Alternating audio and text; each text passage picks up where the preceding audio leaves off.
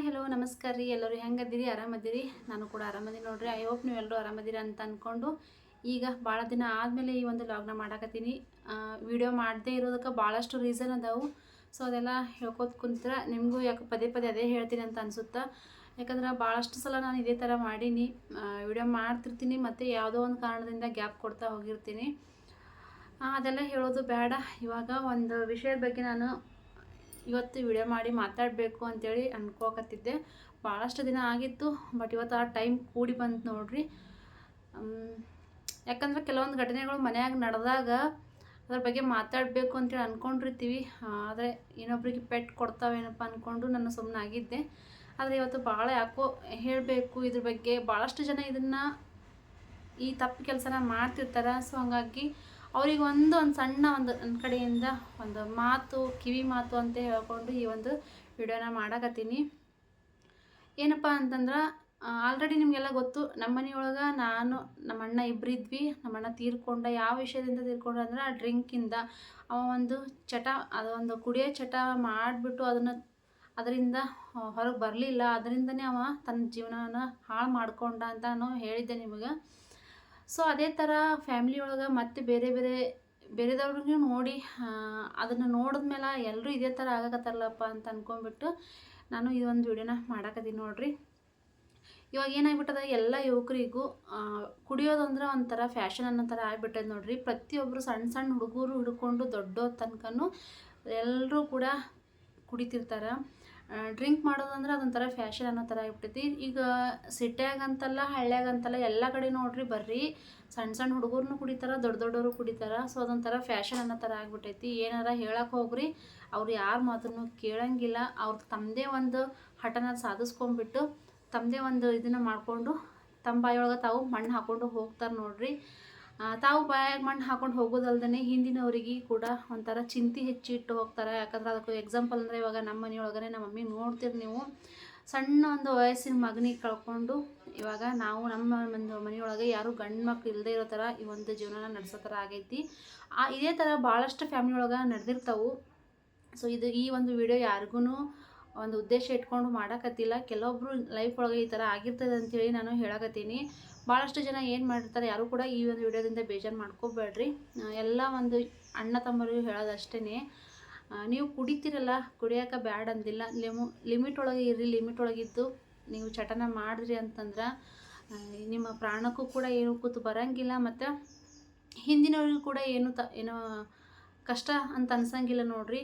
ಇವಾಗ ಏನಾಗ್ಬಿಟ್ಟದಂದ್ರೆ ಅದೇ ಆವಾಗಲೇ ಹೇಳ್ದಂಗೆ ಎಲ್ರಿಗೂ ಕೂಡ ಕುಡಿಯೋದಂದ್ರೆ ಒಂಥರ ಫ್ಯಾಷನ್ ಅನ್ನೋ ಥರ ಆಗೈತಿ. ಸಣ್ಣ ಮಕ್ಕಳು ದೊಡ್ಡವರು ಎಲ್ಲರೂ ಬರೀ ನೋಡ್ರಿ, ಯಾರೂ ಕುಡಿಲಾರ್ದು ಇರೋಂಗಿಲ್ಲ, ಎಲ್ಲರೂ ಕುಡಿತಿರ್ತಾರೆ. ಆದ್ರೆ ನೀವು ಒಂದು ಸಲ ಅದನ್ನು ಕುಡಿತಿರ್ತೀರಲ್ಲ, ಕುಡಿಯೋ ಟೈಮಿಗೆ ಒಂದು ನಿಮ್ಮ ಫ್ಯಾಮಿಲಿ ಬಗ್ಗೆ ನೀವು ಯೋಚನೆ ಮಾಡಿರಿ. ಇದನ್ನು ಕುಡಿಯೋ ಟೈಮಿಗೆ ನಿಮ್ಮ ಅದನ್ನು ಕೈಯಾಗೇನು ಹಿಡ್ಕೊಂಡು ಕುಡಿತಿರ್ತಿರಲ್ಲ, ಆ ಟೈಮೊಳಗೆ ನಿಮ್ಮ ಹಿಂದೆ ಯಾರ್ಯಾರು ನಿಮ್ಮನ್ನು ನಂಬಿಕೊಂಡು ಬದುಕಾಕತ್ತಾರ ಅನ್ನೋದನ್ನು ನೀವು ಒಂದು ಸಲ ಯೋಚನೆ ಮಾಡಿದ್ರಿ ಅಂತಂದ್ರೆ ಅದನ್ನು ನೀವು ಇನ್ನೊಮ್ಮೆ ಮುಟ್ಟಂಗಿಲ್ಲ. ಯಾಕಂತಂದ್ರೆ ಮದುವೆ ಆಗಿತ್ತು ಅಂತಂದ್ರೆ ನಿಮ್ಮ ಹಿಂದೆ ನಿಮ್ಮ ಒಂದು ಫ್ಯಾಮ್ಲಿ ಇರ್ತೈತಿ. ಮದುವೆ ಆಗಿಲ್ಲ ಅಂದರೂ ನಿಮ್ಮ ಹಿಂದೆ ನಿಮ್ಮ ಫ್ಯಾಮ್ಲಿ ಇರ್ತದೆ. ಯಾಕಂದ್ರೆ ಒಬ್ಬರ ಹಿಂದೆ ನಂಬಿಕೊಂಡು ಹಿಂದೆ ತಂದೆ ತಾಯಿ, ಹೆಂಡತಿ, ಮಕ್ಕಳು, ಅಣ್ಣ ತಂಗಿ ಎಲ್ಲರೂ ಕೂಡ ನಿಮ್ಮನ್ನು ನಂಬಿಕೊಂಡು ಹಿಂದೆ ಜೀವನ ಮಾಡ್ತಿರ್ತಾರೆ. ನೀವೆಲ್ಲ ಅನ್ಕೋತೀರಿ, ನಾನೊಬ್ಬ ಇಲ್ಲ ಅಂತಂದ್ರೆ ಏನಾಗಂಗಿಲ್ಲ ತಗೋ ಅಂತೇಳಿ. ಲೈಫ್ ಒಳಗೆ ಎಲ್ರೂ ಬೇಕ್ರಿ. ಎಲ್ಲರೂ ಇದ್ರೇ ಒಂಥರ ಒಂದು ಸಂಸಾರದೊಳಗೆ ಒಂಥರ ಚಂದ ಅಂತ ಅನ್ಸೈತಿ, ಖುಷಿ ಅನ್ನೋದು ಇರ್ತದೆ. ಒಬ್ಬರನ್ನ ಕಳ್ಕೊಂಡ್ಬಿಟ್ರಿ ಅಂದ್ರೆ ಆ ಫ್ಯಾಮ್ಲಿ ಒಳಗೆ ಅವ್ರು ಪಡುವಂಥ ಕಷ್ಟ, ಅವ್ರು ಪಡುವಂಥ ನೋವು ಯಾರಿಗೂ ಬೇಡ ಅನ್ನೋ ಥರ ಇರ್ತೈತಿ. ನೀವು ಕುಡಿಬೇಕಾದ್ರೆ ಒಂದು ಸಲ ನೀವು ನಿಮ್ಮ ಹಿಂದಿನ ಒಂದು ಫ್ಯಾಮ್ಲಿನ ಯೋಚನೆ ಮಾಡಿರಿ. ನಮ್ಮ ತಂದೆ ತಾಯಿ ನಮಗೆ ಇಷ್ಟು ಬೆಳೆಸ್ಬೇಕಾದ್ರೆ ಎಷ್ಟೆಲ್ಲ ಕಷ್ಟಪಟ್ಟಿರ್ತಾರೆ ಅನ್ನೋದನ್ನು ಯೋಚನೆ ಮಾಡಿರಿ. ಹೆಂಡತಿ ಮಕ್ಕಳು ನಿಮ್ಮನ್ನು ನಂಬಿ ಬದುಕ್ತಿರ್ತಾರೆ. ನಿಮ್ಮ ಹೆಂಡತಿ ಕೂಡ ನಿಮ್ಮನ್ನು ನಂಬಿ ತವ್ರ ಮನೆ ಬಿಟ್ಟು ನಿಮ್ಮನ್ನು ನಂಬ್ಕೊಂಡು ಬಂದಿರ್ತಾಳೆ ಅಂತಂದ್ರೆ ನೀವು ಅವ್ರನ್ನ ಲೈಫ್ ಲಾಂಗ್ ಚೆನ್ನಾಗಿ ನೋಡ್ಕೋಬೇಕಾಗಿರೋದು ನಿಮ್ಮ ಕರ್ತವ್ಯ ಇರ್ತೈತಿ. ನೀವು ನಡು ನೀರೊಳಗೆ ನಿಮ್ಮ ಚಟ ಮಾಡ್ಕೊಂಡ್ಬಿಟ್ಟು ನಿಮ್ಮ ನಡು ನೀರೊಳಗೆ ಅವ್ರನ್ನ ಕೈ ಬಿಟ್ಟು ಹೋದ್ರಪ್ಪ ಅಂತಂದ್ರೆ ಅವರು ಯಾರನ್ನ ನಂಬಿ ಬದುಕಬೇಕು, ಯಾರನ್ನು ನಂಬಿ ಜೀವನ ಮಾಡಬೇಕು ಅನ್ನೋದನ್ನು ಒಂದು ಸಲ ಯೋಚನೆ ಮಾಡಿದ್ರಿ ಅಂತಂದ್ರೆ ನೀವು ಇನ್ನೊಂದು ಸಲ ಆ ಒಂದು ಚಟಕ್ಕೆ ಅಡಿಕ್ಟ್ ಆಗಂಗಿಲ್ಲ.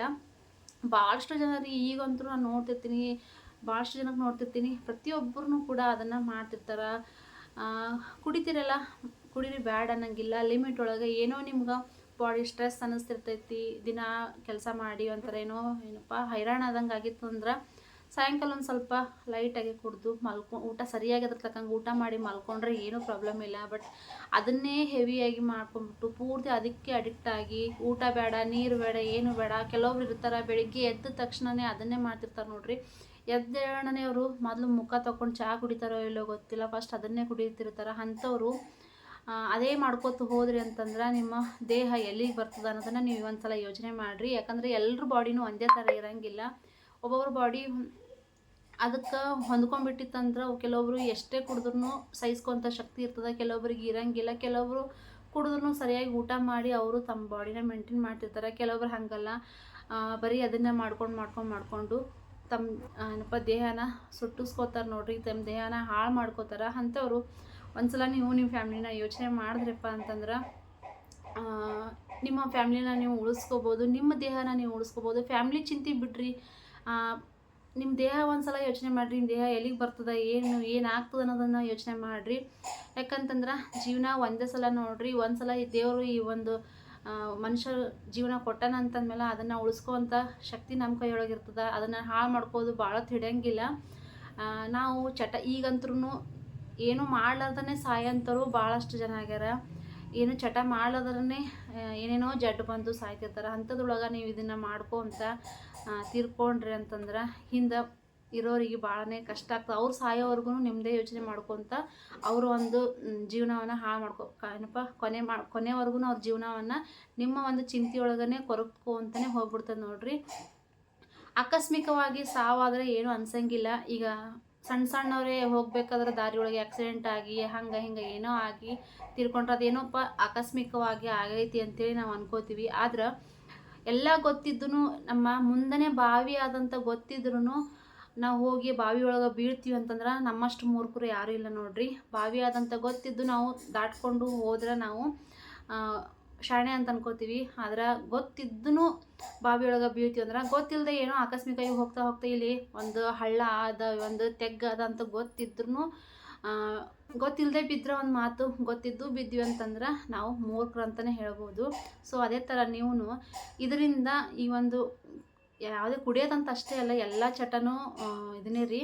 ಆದ್ರೆ ಅದರಿಂದ ಕೆಟ್ಟದಾಗ್ತೈತಿ, ನಮ್ಮ ದೇಹ ಹಾಳಾಗ್ತದೆ ಗೊತ್ತಿದ್ರೂ ಕೂಡ ಅದನ್ನು ಮಾಡಿ ನಮ್ಮ ದೇಹನ ಹಾಳು ಮಾಡ್ಕೋತೀವಿ ಅಂದ್ರೆ ಅದರಿಂದ ನೀವು ಬಾಡಿನ ಹಾಳು ಮಾಡ್ಕೋತೀರಿ ಅಂದ್ರೆ ಗೊತ್ತಿದ್ದು ನೀವು ಹಾಳಾಗ್ತೀರಂದ್ರೆ ನಿಮ್ಮಷ್ಟು ಮೂರ್ಖರು ಯಾರೂ ಇಲ್ಲ ಅಂತೇಳಿ ಹೇಳ್ತೀನಿ ನೋಡ್ರಿ. ಪ್ಲೀಸ್ ಎಲ್ಲರೂ ಕೂಡ ನೀವು ನಿಮ್ಮ ಚಟನ ಮಾಡ್ತೀರಂದ್ರೆ ಕಂಟ್ರೋಲ್ ಒಳಗೆ ಮಾಡ್ಕೋರಿ. ಯಾಕಂದ್ರೆ ಇದನ್ನು ಹೇಳ್ಬಾರ್ದು ಗೊತ್ತಿಲ್ಲ ನನಗೂ. ಯಾಕಂದ್ರೆ ನಮ್ಮ ಫ್ಯಾಮಿಲಿ ಒಳಗೆ ಇವಾಗ ರೀಸೆಂಟಾಗಿ ಮತ್ತೆ ಒಬ್ರು ತೀರ್ಕೊಂಡ್ರು, ಅದೇ ಥರ ಹಾಗೇ ತೀರ್ಕೊಂಡ್ರು. ಅದನ್ನು ನೋಡಿ ಬಂದಮೇಲೆ ನನಗಂದ್ರೂ ಏನಪ್ಪ ಜೀವನ, ಸಣ್ಣವರೇ ಈ ರೀತಿ ಮಾಡ್ಕೊಂಬಿಟ್ರೆ ಹೆಂಗೆ, ಜೀವನ ಹೆಂಗೆ, ಹಿಂದಿರೋರ ಜೀವನ ಹೆಂಗೆ, ತಂದೆ ತಾಯಿ ಅವ್ರನ್ನೇ ನಂಬ್ಕೊಂಡ್ಬಿಟ್ಟಿರ್ತಾರೆ. ಅದು ಸಣ್ಣ ವಯಸ್ಸಿಗೆ ತೀರ್ಕೊಂಡು ಅವ್ರನ್ನ ನಂಬಿ ಜೀವನ ಮಾಡ್ತಿರ್ತಾರೆ. ಸಣ್ಣ ವಯಸ್ಸಿಗೆ ಇವ್ರು ತೀರ್ಕೊಂಡ್ಬಿಟ್ರೆ ತಂದೆ ತಾಯಿಗಳು ಸಾಯೋವರೆಗೂ ಇವ್ರದ್ದೇ ಕೊರಗಿನಾಗೆ ಸಾಯ್ಬೇಕಲ್ಲ ಅಂತೇಳಿ ನನಗೊಂಥರ ಮನಸ್ಸಿಗೆ ಕೆಟ್ಟ ಅಂತ ಅನ್ನಿಸ್ತು ನೋಡ್ರಿ. ಹಾಗಾಗಿ ಈ ಒಂದು ವಿಷಯನ ನಿಮ್ಮ ಜೊತೆ ಶೇರ್ ಮಾಡ್ಕೋಬೇಕು. ಭಾಳಷ್ಟು ಜನ ಈ ರೀತಿ ಸಫರ್ ಮಾಡ್ತಿರ್ತಾರೆ.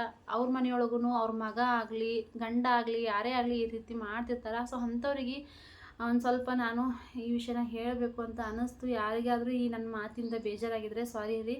ಯಾಕಂದ್ರೆ ನಾನು ಆ ಒಂದು ನೋವು ಏನದನ್ನೋದು ಅರ್ಥ ಮಾಡ್ಕೊಂಡಿನಿ. ಯಾಕಂದ್ರೆ ನಮ್ಮ ಮನೆಯೊಳಗೆ ನಾನು ಕೂಡ ಆ ಒಂದು ನೋವನ್ನು ಅನುಭವಿಸಿವಿ.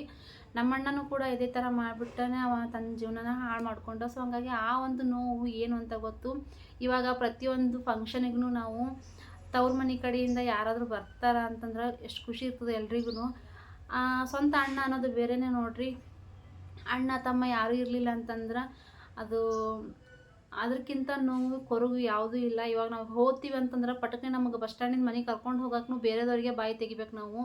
ಅಂಥ ಒಂದು ಪರಿಸ್ಥಿತಿ. ಅದೇ ಸ್ವತಃ ನಮ್ಮ ಮನೆಯೊಳಗೆ ನಮಗೆ ತಂದೆ ಆಗಲಿ ಅಣ್ಣ ಆಗಲಿ ಇದ್ರೆ ಅಂತಂದ್ರೆ ಎಷ್ಟು ಖುಷಿಲಿಂದ ಕರ್ಕೊಂಡು ಹೋಗ್ತಿದ್ರು. ಮತ್ತು ಪ್ರತಿಯೊಂದಕ್ಕೂ ನಾವು ಇನ್ನೊಬ್ಬರಿಗೆ ಬಾಯಿ ತೆರೆಯುವಂಥ ಅವಶ್ಯಕತೆ ಬೀಳ್ತಿರ್ಲಿಲ್ಲ. ಹಾಗಾಗಿ ಅವರು ತಮ್ಮ ಜೀವನ ಹಾಳು ಮಾಡ್ಕೊಂಡಲ್ಲಪ್ಪ ಅಂತೇಳಿ ನನಗೆ ಅದೊಂಥರ ಫೀಲ್ ಇತ್ತು. ಬಟ್ ಇವಾಗ ಫ್ಯಾಮಿಲಿ ಒಳಗೆ ಮತ್ತೊಂದು ಅದೇ ರೀತಿ ದುರ್ಘಟನೆ ನಡೆದೋಯ್ತು. ಹಾಗಾಗಿ ಏನಪ್ಪ ಲೈಫು ಇದೇ ಥರ ಎಲ್ಲರೂ ಹಾಳು ಮಾಡ್ಕೋಕತ್ತಾರಲ್ಲ. ಈಗಿನ ಜನ್ರೇಷನ್ದವ್ರಿಗೆ ಏನಾಗೈತಿ ಗಂಡು ಮಕ್ಕಳಿಗೆ ಅನ್ನೋದನ್ನು ಗೊತ್ತಾಗಲಿಲ್ಲ. ಪ್ರತಿಯೊಬ್ಬರು ಚಟ ಮಾಡ್ತಾರೆ. ಈಗ ಮಾಡದೇ ಇರೋರು 100ಕ್ಕೆಲ್ಲೋ ಒಬ್ಬರು ಅಂತ ಹೇಳ್ಬೋದು. ಎಲ್ಲರೂ ಇವಾಗ ಹೆಣ್ಮಕ್ಳೇ ಕುಡಿತಿರ್ತಾರೆ. ಹೆಣ್ಮಕ್ಳು ಕೂಡ ಅಷ್ಟು ಹಾಳಾಗ್ಬಿಟ್ಟಾರೆ ಇವಾಗ. ಆ ರೀತಿ ಪರಿಸ್ಥಿತಿ ಬಂದೈತಿ. ಆದ್ರೂ ನೀವು ಚಟ ಮಾಡ್ತಿರಲ್ಲ, ಮಾಡಬೇಡ್ರಿ ಅಂತ ಹೇಳ್ತೀವಿ. ಆದರೂ ನೀವು ಮಾಡಬೇಕು. ಏನೋ ನಿಮ್ಗೆ ಸ್ಟ್ರೆಸ್ ಅಂತ ಅನ್ನಿಸ್ತಿತ್ತು ಅಂತಂದ್ರೆ ಮಾಡಿರಿ, ಬ್ಯಾಡ ಅನ್ನಂಗಿಲ್ಲ.